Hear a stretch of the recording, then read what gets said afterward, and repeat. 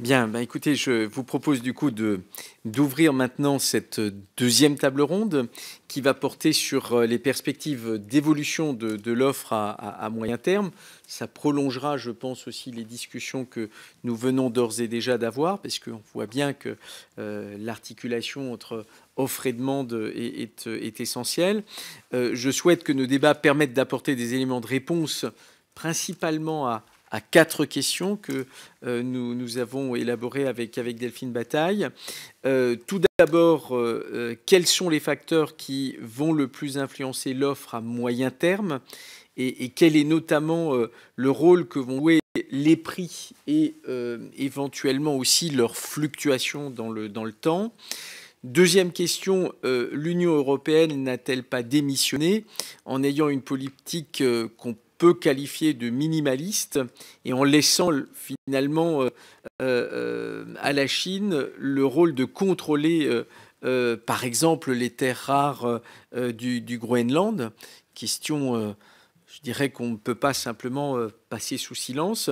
Troisième question, dans quelles conditions pourrait-on envisager une reprise de l'exploration en France métropolitaine? Donc, vous voyez, en tout cas, une question qu'on ne va pas simplement évacuer comme ça. Je crois qu'il faut au moins la formuler.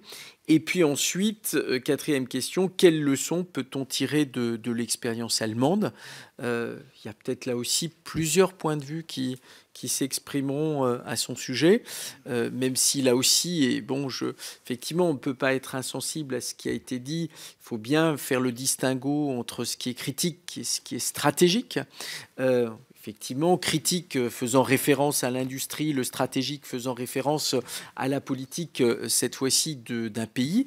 Mais je pense que on ne peut, là aussi, en tout cas le politique ne peut pas se désintéresser du stratégique et peut-être pas du critique lorsqu'il considère que tel ou tel secteur industriel est susceptible d'être stratégique. Et donc, ça rejoint cette imbrication et je pense évidemment au secteur de la défense, mais pas uniquement au secteur de la défense, parce que on voit bien la recherche duale est aussi une réalité et il est quand même assez fréquent que lorsque l'on s'intéresse à la question de défense, ça ait aussi des répercussions et évidemment dans le domaine civil.